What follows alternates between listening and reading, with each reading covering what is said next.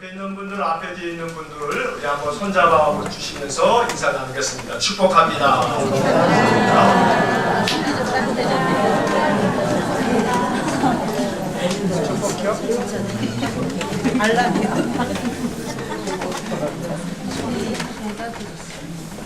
항상 예배당에 이렇게 앉으시면 꼭 그 자리에 앉게 되시잖아요. 그죠? 그래서 또 꼭 손잡고 축복하시는 분들은 꼭 그분들이죠. 그러니까 끝나시고 나가신 때에도 나가시면서 그냥 나가시지 마시고 이쪽에 있는 분이 저쪽에 있는 분들 이렇게 뵈시면서 한 번씩 축복합니다. 손 한번 잡아주시면서 이렇게 인사 나누면 참 좋겠습니다. 자, 오늘 대림절 넷째 주일이에요. 오늘 말씀의 제목은 여러분 화면에 보시듯이 제목이 뭐예요? 성육신의 은혜. 주일날 예배당에 나오면 예배당에 앉아서 기도하시고 나서 주보를 이렇게 보시고 오늘 설교의 제목이 뭔가도 보시고 또 성경도 미리 찾아서 이렇게 읽어보시고 그리고 이제 주보 안에 3면에 제가 여러 다른 번역들도 이렇게 항상 같이 들려드리는 이유는 성경의 말씀이 더러는 어렵거든요. 근데 다른 번역들로 읽다 보면 조금 더 쉬운 번역도 있어서 항상 성경을 먼저 우리가 만나야 성경에서 예수님의 그 말씀을 더 잘 알아갈 수 있습니다. 그래서 말씀을 항상 가까이 해야겠습니다. 자, 오늘 말씀의 제목은 성육신의 은혜라는 그런 말씀이에요. 물론 신앙생활 오래 하신 분들은 익숙한 단어예요. 성육신. 근데 또 어쩌면 성육신이 뭐지 하는 그런 분들도 계실 수 있어요. 왜냐하면 많이 사용하는 그런 단어는 아니기 때문에 그래요. 자, 성육신의 은혜. 예수님께서 이 땅에 오셨어요. 2000여 년 전에 예수님이 아기로 이 땅에 태어나셨죠. 그게 성탄절이죠. 크리스마스. 제가 우리 청년들이 써놓은 이렇게 만들어 놓은 포스터를 보니까 잘 만들었어요. 뭘 잘 만들었냐면 제목을 써놓기를 메리 크라이스트 마스 이렇게 해놨어요. 그래서 바깥에 이렇게 보시면 오늘 이 보랏빛 이 크리스마스 그 포스터를 보시면 영어로 그 위에 제목이 메리 크라이스트 그리스도 마스. 이 마스는 라틴 말로 예배라고 하는 말이에요. 그러니까 그리스도를 예배함. 이게 크리스마스의 뜻이거든요. 그러니까 크리스마스 했는데 크리스마스의 뜻이 뭐지? 하는 거 우리 생각 안고 지나가 버리는데 영어를 그렇게 딱 따로 구분해서 중간에다가 이렇게 하이픈을 걸어놨어요. 크라이스트 마스. 그래서 우리가 이 성탄절은 그리스도를 예배함 이러한 뜻을 가지고 있어요. 자, 예수님을 예배함에 있어서 오늘 우리들이 이 말씀으로 함께 나누는 것은 예수님이 이 땅에 오심을 기독교는 뭐라고 부르냐면 성육신 이렇게 말해요. 앞에 성자는 이룰 성자를 쓰는 거예요. 이룰성. 그리고 육신은 말 그대로 우리 육신. 다시 말하면 육신이 되었다 이런 말이죠. 자, 이 성육신이라고 하는 이 기독교의 이 용어가 오늘 우리가 읽은 요한복음 1장 14절에서 왔어요. 자, 이 요한복음 1장 14절의 말씀이 육신이 되어 라고 되어 있습니다. 말씀이 육신이 되었다 이 말을 성육신 이렇게 표현하는 겁니다. 자, 말씀이 육신이 되었다. 그래서 우리 가운데 거하신다 라고 하는 이 14절의 말씀 한 구절을 오늘 설교의 본문으로 읽었습니다. 이 말씀이 우리에게 매우 은혜로운 말씀입니다. 여러분들이 이 한 구절의 말씀 속에서 마음 가운데 하나님이 이 14절을 통해서 주신 약속을 마음으로 발견하시고 그래서 이 성육신의 은혜가 저와 여러분들의 삶 속에 가득 넘치기를 간절히 축원합니다. 사실은 이 이야기가 쉽지만은 않아요. 말씀이 육신이 되었다라고 하는 것도 우리는 교회를 오래 다녔으니까 들었던 말씀이 많기 때문에 그냥 받아들이지만 이게 참 어려운 이야기거든요. 자, 먼저 여러분 읽으신 성경을 다시 한번 펴셔서 요한복음 1장 1절을 한번 보겠습니다. 요한복음 1장 1절을 보시면 한번 같이 읽어보겠습니다. 태초에 말씀이 계시니라. 이 말씀이 하나님과 함께 계셨으니 이 말씀은 곧 하나님이시니라. 자, 이 구절 자체가 어려워요.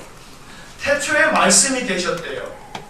그 말씀이 계셨는데 그 말씀이 하나님과 함께 계셨고 이 말씀은 곧 하나님이다 라고 얘기해요. 이게 알 것도 같지만 사실은 이게 참 어려운 말이거든요. 거슬러 올라가면 창세기 1장을 우리 기독교 신자는 잘 알죠. 창세기 1장에 보면 하나님이 천지를 창조하실 때 어떻게 창조하시냐면 빛이 있으라 말씀을 하셨어요. 그랬더니 어떻게 됐어요? 그대로 되리라. 하나님께서 세상을 말씀으로 창조했다라고 창세기 1장에 돼 있어요.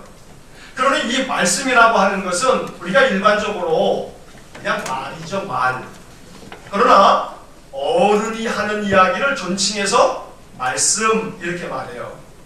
그러면 사람의 말 이건가? 그냥 단순히 우리가 이렇게 말하는 이 소리, 음성 이거를 말하나? 그런 것은 아니에요. 보다 더 정확하게 이야기한다면 이 말씀이라고 하는 것은 하나님 또 예수님을 이야기하면서 그 예수님을 표현함이 예수님은 말씀이시다 이렇게 표현을 했는데 이건 제가 여러분들에게 설명해 드릴 재간이 없어요. 죄송합니다. 말씀을 사람의 말로 이게 말씀이 예수님이다, 말씀이 곧 하나님이다 라고 하는 말을 우리 인간의 언어로 이해하고 표현하기가 너무 어려워요. 자, 그런데 어려운 거는 그냥 패스하자고요. 저한테 묻지 마세요. 제가 신학교에서 10년을 공부했어도요, 잘 모르는 건 모르는 거예요. 나중에 하나님 나라 가서 이거 한번 알려달라고 그러시자고요. 그런데 그 말씀이 하나님이시라고 성경은 돼 있는데 이게 잘 논리적으로 이해는 안 되지만 말이에요. 근데 그 말씀이 사람이 되셨대요. 육신으로 오셨대요. 이것은 우리가 예수님이 하늘에 계셨는데 이 땅에 아기 예수님으로 태어났다라고 하는 것을 우리가 알고 있어요. 그래서 우리는 하나님이 이 세상에 사람의 몸을 입고 오셨다, 사람이 되셨다라고 해서 이것을 성육신이라고 부른다는 겁니다. 자, 그러면 어려운 거는 그냥 좀 넘어가고 쉬운 거부터 생각하자고요. 자, 하나님이 말씀이 되어서, 말씀이 육신이 되어서 이 땅에 오셨어요. 자, 그러면 이 말씀이 육신이 되었다라고 하는 이 말이 담고 있는 의미가 있어요. 그것은 뭐냐 하면 하나님께서 하늘에 계시는 분이신데 세상에 사람의 몸을 가지고 이 땅에 나셨다는 거예요. 자, 그러면 성경은 이것을 뭐라고 얘기하냐면 하나님께서 낮아지셨다 이렇게 말해요. 하나님이 낮아지셨다. 빌립보서 2장 8절에 이런 구절이 적혀 있어요. 사람의 모양으로 나타나사. 자, 사람의 모양으로 예수님이 나타나셨죠. 사람의 몸으로 태어나셨으니까요. 빌립보서 2장 8절은 사람의 모양으로 나타나사 자기를 낮추시고 죽기까지 복종하셨으니 곧 십자가에 죽으심이라. 오늘 찬양대가 선곡을 너무나 잘해 주셨어요. 사랑의 주님이 오셨네, 오셨네. 사랑의 하나님이 이 땅에 육신을 가지고 오셨어요. 그런데 사도 바울은 빌립보서를 쓰면서 사람의 모양으로 나타나셨는데 이 사람의 모양으로 나타나신 것은 어떤 의미가 있냐 하면 자기를 낮추신 것이다 라고 빌립보 2장 8절이 말하고 있단 말이에요. 자, 그러면 말씀이 육신이 되어 라고 하는 이 14절의 말씀의 첫 번째 의미는 하나님이 자기를 낮추셔서 이 땅에 사람이 되셨다는 거예요. 자기를 낮춘다라고 하는 것을 우리는 겸손하다라고 말하죠. 겸손하다. 하나님이 겸손하게 하늘에 계시지만 하늘에 계시지 아니하고 사람이 되어 이 땅에 오셨어요. 자, 교리적인 얘기를 잠깐 할게요. 하나님이 이 땅에 예수님을 보내신 것은 우리가 교회에서 이렇게 배웠어요. 예수님이 이 땅에 왜 오셨는가? 우리를 구원하시려고. 그러면 생각해 보세요. 우리를 구원하시려고 하나님이 예수님을 이 땅에 보내셨다. 아니, 말씀으로 세상을 창조하신 분이 말씀으로 우리를 구원하시지 못할까요? 구원하실 수 있어요. 말씀으로 세상도 만드신 분이 세상을 구원하지 못하겠어요? 말씀으로만 해요. 충분히 말씀으로 구원할 수 있어요. 그런데 하나님이 세상을 구원하시려고 사람이 되어 육신이 되어서 오셨다. 이것은 우리에게 무언가를 보여주시기 위해서예요. 그것이 뭐냐면 자기를 낮추시는 것을 보여주시는 거예요. 인간이 아담과 하와가 이 선악과를 따먹고 에덴 동산에서 타락했다.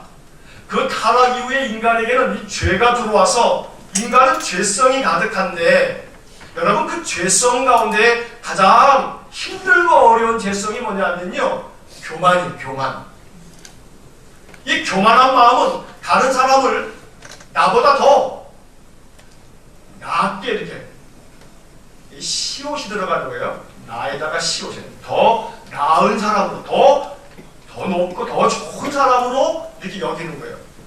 근데 우리말은 나에다가 지읒을 붙이면 똑같이 낮게인데, 만약에 이게 시옷이 아니라 지옷이 붙으면 어떻게 되는 거예요? 저 사람을, 남을 나보다 더 낮게 본다 하는 것은 나보다 하찮게 보고 얕잡아 보고 이런 거 아니겠습니까? 그러니 하나님이 이 땅에 오신 것은 하나님이 겸손하게 자기를 낮추셨어요. 자기를 낮추셨는데 우리는 그것을 오해하고 사람들을 아주 낮게 봐요. 하찮게 보고요, 얕잡아 봐요. 세상의 많은 갈등은 여기서부터 시작해요. 세상의 많은 갈등과 분쟁과 전쟁은요, 상대를 내가 더 나은 분으로 높이고 존중하는 마음이면 그렇지 않을 텐데 얕잡아 보는 거예요. 싸움이 왜 벌어져요? 저 사람이 나보다 더 강할 것 같다 하면 싸워요, 안 싸워요? 그래도 싸워요. 그건 왜냐하면 그 사람보다 내가 더 약할 것 같아도 자존심은 내가 그 사람보다 강할 때 싸워요. 그러니까 동물의 세계에서는요, 결코 저것이 나보다 더 강해 보인다 하면 싸워요, 안 싸워요? 절대 안 싸워요. 그건 약자의 연약한 마음이다, 그렇게 바라볼 게 아니에요. 그 얘기를 우리가 좋게 해석을 하자면 결국 다른 사람을 나보다 더 높이고 나보다 더 강하며 나보다 더 낫다고 그렇게 그 사람을 여기면 싸움의 마음을 그냥 스스로 접을 수 있어요. 내 스스로 자존심도 마찬가지예요. 내가 자존심이 있지 하는 마음도요, 맞아요. 그 사람보다 내가 훨씬 더 우월하고 더 훌륭하며 멋져요. 그러나 그렇지 않게 상대방이 날 대하면 그 자존심이 내가 너보다 하는 마음에서 갈등이 시작되죠.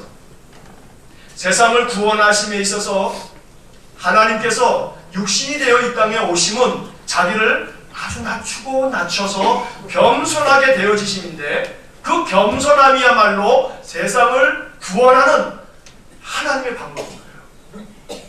나라와 나라가 왜 싸웁니까? 서로 상대 나라를 얕잡아보고 그냥 확 내가 니네 나라쯤은 짓밟을 수 있겠다, 확 삼켜버려야겠다 하는 마음이 있기 때문이죠. 그러나 우리가 성탄절을 지어나면 아기 예수님 이 땅에 평화를 주시기에 오셨다. 그래서 평화의 메시지가 이제 성탄절을 앞두고 뉴스를 통해서도 가톨릭이나 개신교의 많은 여러 목사님들이 평화의 메시지를 전했다, 또 교황이 평화의 메시지를 또 전하셨다 하는 이야기들을 뉴스에서 들을 겁니다. 평화가 어떻게 옵니까? 낮춤으로 오는 거거든요. 나를 낮추고 낮추는 것이요. 그래서 예수님께서는 잡히시기 전날 밤에 요한복음 13장에 보면 이렇게 말씀하시죠. 내가 주와 선생으로 왔지만 너희들의 발을 씻긴다. 발을 씻긴다라고 하는 것은 그 당시 종들이 하는 거거든요. 그런데 예수님이 이어서 이렇게 말씀하십니다. 너희도 서로 발을 씻어주는 것이 옳다. 내가 너희들에게 이렇게 행하는 것은 너희도 행하게 하려 하여 본을 보였노라. 성육신을 우리가 생각하면서 크리스마스, 성탄절, 하나님이 이 땅에 아들 예수님을 보내어 주셔서 예수님이 육신이 되신 건데, 이 성육신의 의미는 하나님이 자기 자신을 낮추어서 이 땅에 사람으로 오셨다. 결국 그렇게 낮추고 낮추는 마음이 예수님 잡히시기, 십자가에 잡혀 돌아가시기 전날 밤에도 이걸 가르쳐 주신 겁니다. 내가 선생이고 내가 주님인데 종처럼 너희들의 발을 씻겨주는 것은, 그것은 너희들에게 너희들도 이렇게 행하라고 본을 보여주신 거다. 태어나심도 예수님의 겸손함, 낮아지심이고요. 마지막 죽기 전날 밤에 제자들과 마지막 시간을 가진 것도요, 발을 씻겨주시면서 자기를 낮추신 거예요. 우리는 이 성탄절을 이제 앞두고 성육신의 이 은혜, 첫째 하나님 자신이 낮아지셔서 이 땅에 오셨다라고 하는 것을 마음에 깊이 배워 여러분 더 낮아지고 낮아질 수 있기를 간절히 축복합니다. 겸손하고 겸손해지실 때 하나님께서 우리에게 더 큰 사랑과 은혜를 부어주실 겁니다. 우리 그리스도인들이 먼저 낮아지고 겸손해지면 우리가 있는 곳마다 평화가 있을 겁니다. 더욱더 겸손함을 성육신을 통해서 배울 수 있기를 간절히 축원합니다. 자, 두 번째로 이 14절에 보니까 그 다음에 뭐라고 표현되어 있냐면, 말씀이 육신이 되어 그 다음 뭐라고 되어 있어요? 우리 가운데 거하심에. 우리 가운데 거하셨어요. 자, 이 성육신은 하나님이 하늘에 계셔서 하늘에서 우리를 말씀으로 구원하실 수 있는데, 일부러 육신이 되어 이 땅에 오신 것은 뭘 위해서냐 하면 우리 가운데 거하시려고요. 하나님 하늘에 계시면 너무 멀어요. 보이지도 않아요. 여러분, 사람의 마음이 멀리 떨어져서 안 보이면, 눈에서 멀면 뭐에서도 멀다 그래요? 마음에서도 멀어진다고. 눈에서 멀어지면 마음에서도 멀어진다고. 그 괜한 소리 아니잖아요. 그러니 하나님이 이 땅에 육신으로 오셨다라고 하는 이 성육신, 이 성탄절, 크리스마스는 하나님이 우리 가운데 거하시려고 오시는 거예요. 하늘에 계시면서도 내가 너와 함께 있어 말씀하실 수 있어요. 구약 성경의 많은 말씀은 내가 너와 함께 있다라고 약속하셨어요. 근데 사람들이 안 믿는 거예요. 선지자들을 죽이기까지 해요. 그러니 하나님이 내가 너희와 함께 있다고 말하지 않더냐? 이제 말로 안 되더란 말이에요. 그래서 하나님이 직접 이 땅에 그 아들 예수님을 보내어 주셨어요. 그리고 그 예수님이 이 땅에 오셔서 우리와 함께 거하신단 말이에요. 그래서 그 아기 예수님의 이름을 뭐라고 부르냐면 임마누엘. 임마누엘의 뜻이 뭡니까? 하나님이 우리와 함께 계십니다. 하나님이 우리와 함께 계십니다. 마태복음 1장 23절에 보라, 처녀가 잉태하여 아들을 낳을 것이요 그의 이름을 임마누엘이라 하리라 하였으니, 이를 번역한즉 하나님이 우리와 함께 계시다 합니다. 성육신을 생각할 때 우리는 말씀이 육신이 되어 이 땅에 태어나셔서요, 왜 태어나셨냐면요, 우리 가운데 거하시려고요.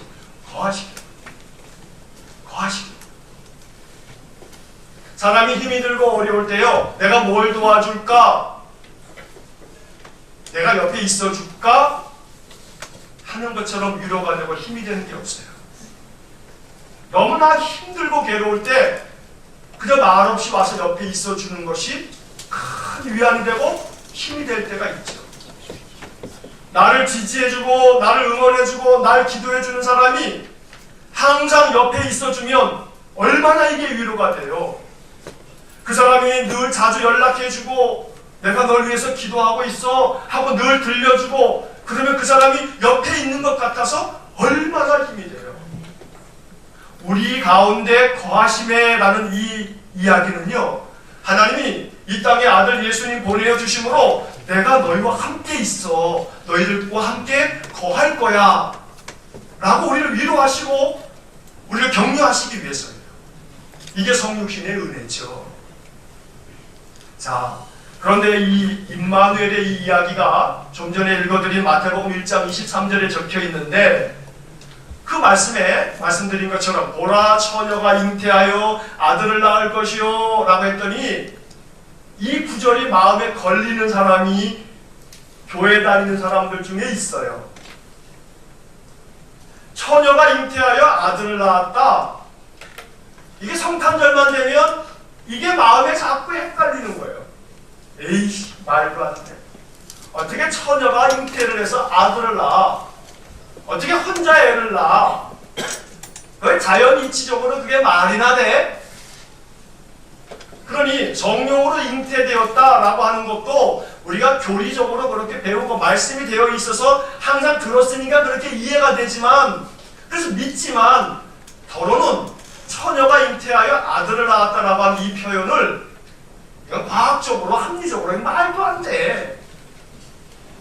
아니 정자와 난자가 만나서 수정이 돼서 사람이 되는 것이지 어떻게 사람이 이렇게 그냥 나아? 말이 돼요 안 돼요? 또 말 못하네 또. 솔직히 얘기해봐요. 말이 돼요 안 돼요? 안 돼요. 그래요. 말이 안 돼요. 우리가 믿음이니까 그냥 믿음으로 받아들이니까 그냥 아멘이죠. 말이 안 되잖아요. 재밌는 일하고 하나 있어요. 북악터널 밑에 지금은 예능교회인데 예전에 연예인교회였죠. 그 연예인교회 구봉서 장로님이 다니셨는데 하용조 목사님이 그 연예인교회를 개척해서 목회를 하시고 그 구봉서 장로님이 이제 그 교회의 장로가 되고 그랬지 않습니까? 이 구봉서 장로님과 관련되어져 있는 아주 유명한 일화예요. 자, 성경 공부를 하용조 목사님이 인도했대요. 그다음 동정녀 탄생에 대한 공부를 했다네요. 자, 동정녀 탄생, 처녀가 아기를 낳았다 하는 이 얘기를 공부하는 거예요. 그랬더니 한 젊은 집사가 손을 들더니 목사님 질문이 있습니다. 어떻게 처녀가 애를 낳습니까? 이거 말이 안 되지 않습니까? 하고 진지하게 질문을 확 하더래요. 그래서 분위기가 싸해진 거예요. 요즘 말로 하기에는 갑분싸예요. 갑분싸. 갑자기 분위기가 싸해졌어요. 그랬더니 사람들이 이거 참 뭐라고 어떻게 해요? 어떻게 처녀가 잉태하여 아들을 낳습니까? 했단 말이에요. 근데 하 목사님이 아마 대답을 뭔가 준비하려고 그러셨겠죠. 이제 목사님이 질문을 받았으니까요. 그때 하 목사님이 질문에 대답도 하시기 전에 옆에 앉아 계셨던 구봉서 장로님이 벌떡 일어나더니 이렇게 대답을 했대요. 야 임마! 아니 마리아 남편 요셉도 믿었는데 네가 뭔데 안 믿어?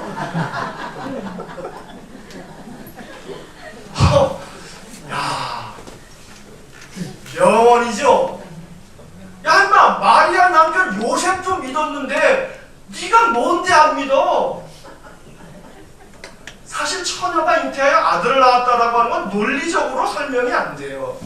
이 설명도 제가 해드릴 수가 없어요. 하나님 앞에 가면 하나님 다 알려주실 거예요. 이 세상 만물을 운영하시는 하나님의 놀라운 섭리를 알려주실 거예요. 그러나 구봉서 장로님의 대답이 얼마나 기가 막힙니까? 아니 마리아 남편 요셉도 믿었는데 네가 뭔데 안 믿냐고. 그러면 우리는 이 해악에 가득한 이 대답을 들으면서 중요한 것은 그가 동정녀 탄생을 했느냐 안 했느냐 이걸 어떻게 했느냐라고 하는 어떻게의 문제가 중요한 게 아니라 예수님이 이 땅에 육신이 되어 오셨다. 왜? 우리 가운데 거하시려고. 우리 가운데 거하셔서 뭐 하시려고? 우리 마음을 위로하시고 우리 마음 격려하시고 우리 마음 용기 주시고 힘 주시려고. 그래서 그 뒤에 나오는 말씀이 바로 그렇게 해석되어져야 되는 거예요. 우리가 그의 영광을 보니 아버지의 독생자의 영광이요 은혜와 진리가 충만하더라. 여기에 어려운 단어 세 가지가 있어요. 하나는 영광, 또 하나는 은혜, 그 다음에 진리. 여기 알 것도 같고 모를 것도 같고 그래요. 근데 쉽게 이렇게 얘기하시자고요. 영광. 자, 이 영광이라고 하는 말을 가장 많이 듣게 되는 시즌이 지금이에요. 연말만 되게 되면 텔레비전을 틀어보면 시상식을 하죠. 요즘에 이 연예인이나 스포츠맨이나 뭐 예능하는 분들이 믿음이 얼마나 좋은지 몰라요. 옛날 같으면 그 중에 한 사람 정도가 이 영광을 하나님께 드립니다, 높입니다, 뭐 이런 얘기 하는데 요즘에 그런 사람들이 제법 많잖아요. 그죠? 근데 시상소감을 하면서 다 그런 얘기 많이 듣죠. 이 영광을 하나님께, 더러운 이 영광을 우리 어머니께, 그때 영광이라고 하는 말을 써요. 내가 칭찬을 받았단 말이에요. 내가 올 1년 동안에 열심히 애써서 내가 탤런트로서, 코미디언으로서, 아니면 스포츠맨으로서 큰 영광을 얻을 만큼 아주 업적을 남겨서 사람들이 나에게 상을 줬으니 그 상으로 말미암아 내 이름이 명예롭게 됐다. 이게 영광이죠. 내가 영광을 받았다 이 말이에요. 자, 그러면 예수님이 태어나셨는데 우리가 그 아들 예수님, 육신이 되신 예수님을 보니까 이 예수님이 영광이 거기에 있더라. 자, 이 말은 아까 말씀드린 것처럼 예수님이 이 땅에 왜 오셨냐 하면 우리에게 본을 보여주시려고 오셨다고 말씀드렸죠. 여기 14절도 마찬가지예요. 우리가 그 예수님, 육신이 되신 예수님을 보니까 그분에게 영광이 가득하더라. 왜요? 우리에게 본을 보여주시려고요. 예수님이 이 땅에 오심은 우리에게 전적으로 본을 보여주시기 위해서예요.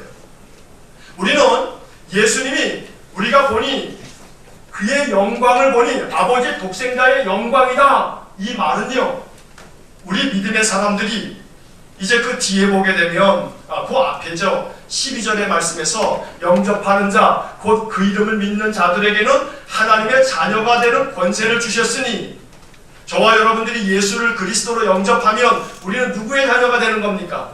하나님의 자녀예요. 하나님의 자녀가 인생을 살아가면서 얻어야 될 하나의 큰 상급이 있는데 그것이 영광이에요. 영광. 영광을 얻으며 살아야 돼요. 옆 사람에게 진심 어린 마음으로 한번 축복합시다. 영광을 얻으며 사세요. 영광을 얻으시는 거예요. 자, 이번에는 이렇게 칭찬하는 거예요. 당신을 보니 영광이 빛납니다. 시작.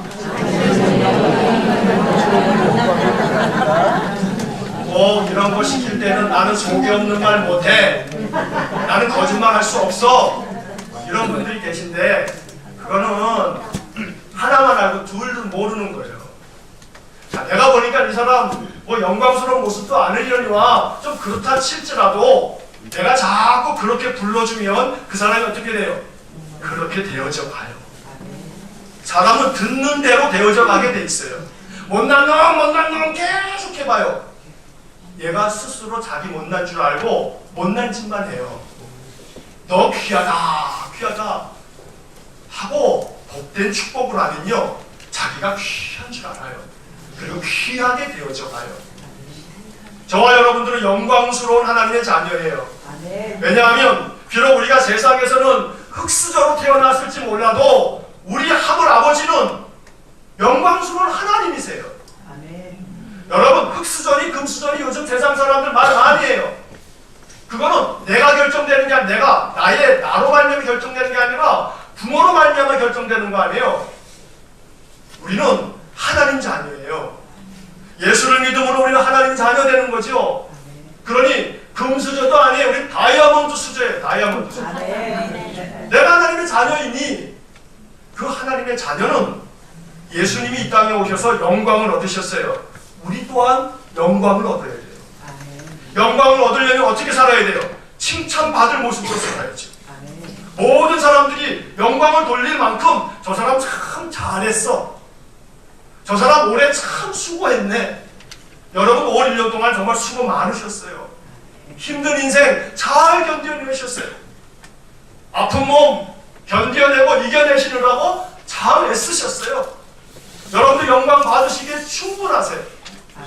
그러니 옆 사람들에게 여러분들이 영광스러운 당신입니다. 당신은 영광스러워요. 올 한 해를 견뎌내고 이겨냈으니까요. 그러지 않습니까? 자, 옆 사람에게 다시 한번 진심으로 당신은 영광스러운 분이에요.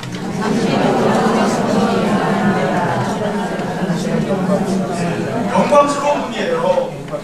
왜냐하면 칭찬받고 명성을 얻을 만큼 올 1년을 잘 견디고 이겨내셨어요. 주님 붙잡고 의지하며 잘 살아내셨어요. 내가 보니 우리가 그의 영광을 보니 아버지 독생자의 영광이다. 라고 말하는 이 말씀은 여러분들이 사람을 바라볼 때 그렇게 바라보셔야 돼요. 내가 당신을 보니 당신은 하나님의 자녀의 영광이 있습니다. 그러면서 예수님은 은혜와 진리가 충만하더라 라고 되어 있어요. 역시 마찬가지로 이것도 우리가 본받아야 돼요. 하나님의 자녀에게 충만해야 될 것은 뭐가 충만해야 돼요? 은혜와 진리가 충만해요. 해가 목사님, 은혜와 진리는 좀 충만 안 해도 되니까 내 통장에 돈만 충만하면 좋겠습니다. 그러지 마시고 그 돈은 왔다가 쏙 가버릴 때도 많아요. 정함이 없는 재물에 마음을 두지 말라고 성경은 적혀 있어요. 우리들의 마음에 가득 차야 할 것은 통장에 동그라미가 더 많이 채워지기를 바라는 마음, 세상을 살아감에 있어서 도움이 되죠. 큰 도움이 되죠. 그러나 궁극적으로 그것들은요, 이 세상 그냥 100년도 채 못 살 인생 살 때까지만 유효한 거예요. 100년도 못 되는 인생 딱 맞추고 나면 그 동그라미가 10개가 되든 100개가 되든 나와는 아무 상관없어요. 영원토록 유효한 것은요, 은혜와 진리가 충만한 거예요. 은혜와 진리가. 인생을 살아가면서 하나님의 은혜가 저와 여러분들의 삶 속에 충만하기를 원합니다. 여러분, 은혜라고 하는 말 어렵게 생각하지 마세요. 5월 8일 되게 되면 이 은혜라고 하는 말을 얼마나 우리가 많이 쓰는지 몰라요. 어버이 은혜 감사합니다. 은혜는 다름이 아닌 그저 값없이 주신 선물이 이게 은혜예요. 값없이 주신 선물. 부모가 값없이 우리에게 주신 것이 있죠. 다 값없이 주셨으니 그러니 우리가 감사합니다 하고 그 감사를 표현하듯이 은혜라고 하는 것은 하나님이 우리에게 값없이 주시는 것. 지난 한 주간 하나님이 값없이 주신 은혜로 우리가 살았어요. 내 생명 값없이 주신 것이에요. 세상 그 어떤 값을 주고도 살 수 없는 이 생명 하나님이 값없이 주신 것이에요. 연약하지만 우리에게 믿음 주셔서 주일날 예배당에 나와요. 찬송 부르면서 감사하고 기도하면서 내 집을 주님께 맡기고 말씀 들으면서 다시 한번 힘을 얻고, 이 하나님 주신 은혜예요. 하나님이 우리에게 은혜를 풍성하게 주시기를 간절히 축원합니다. 은혜가 충만하시기를 축복합니다. 값없이 주시는 선물이 더욱더 많아지셔서 나 부자 되기 원합니다. 은혜의 부자 되기 원합니다. 은혜의 부자가 되면 인생의 삶에서 부족한 건 많아도요, 문제될 게 하나 없어요. 문제는 은혜가 고갈됐기 때문에 문제예요. 내 마음에 은혜가 소진되고 은혜가 더 바닥났기 때문에 문제죠. 은혜가 충만해지면요, 어떤 어려움도 아무 문제 없어요. 견딜 수 있는 마음이 생기거든요. 이까짓 것쯤이야 뭐 하는 마음이 생겨요. 문제가 아니고요, 은혜가 없는 게 문제다. 그러니 예수님은 이 땅에 오셨어요. 오셔서 그 예수님의 모습을 은혜가 충만하더라. 이 말은요, 우리에게 이 은혜를 주시겠다는 거예요. 이 은혜를 우리에게 충만하게 주시겠다는 거예요. 그러니 여러분들이 축복하실 때마다 은혜가 충만하시기를 바랍니다. 이렇게 축복하는 게 얼마나 좋은 인사인지 몰라요. 자, 죄송합니다. 한 번 더 옆 사람에게 은혜가 충만하십시오. 은혜가 충만하십시오. 하나님께서 값없이 주신 은혜가 저와 여러분들의 마음에 충만해짐으로 인생에 아무리 힘들어도요, 은혜가 충만해서 넉넉히 이겨나가고 넉넉히 견뎌낼 수 있는 그런 힘이 생겨지시기를 간절히 축원합니다. 또 하나 마지막으로 이게 진리가 충만하다 그랬어요. 자, 진리, 이게 참 추상적이고 관념적이죠. 진리, 그냥 이렇게 쉽게 생각하자고요. 참되다, 바르다, 옳다. 올바른 거예요, 올바른 거. 참되고 바른 거예요. 예수님은 참되고 바른 것이 가득해요. 다시 말하면 예수님의 삶의 모든 것들은 올바른 거예요. 참된 거예요. 이것을 왜 이렇게 보여주셨냐면 우리가 어떻게 하라고요? 본받으라고요. 성육신의 은혜는 우리에게 진리를 가르쳐 주시는 거예요. 참되라. 참되라. 그리고 올바르고 온전해라. 우리 안에 이 성탄절을 맞이하면서 예수님께 드릴 예물, 황금과 유향과 머리약이 아니라 우리의 참된 마음이 되기를 축복합니다. 주님, 내 마음이 부정하고 또 추하며 여러가지 세상 욕심 가득하고 분냄과 시기와 또 마음의 원망도 가득하고 인생에 대해서 불평, 불만도 많고 하나님 보시기에 정말로 흠이 많은 마음이지만 예수님 닮을게요. 이 땅에 진리로 오신 예수님 닮아갈게요. 본받을게요. 내 마음을 참되게, 올바르게, 바르게 자꾸 마음을 먹을게요. 날 도와주세요. 바른 마음이면 사람을 돕겠지요. 올바른 마음이면 사람에게 거짓을 행하지 않겠지요. 선하고 진실한 마음이면 사람을 따뜻하게 대하겠지요.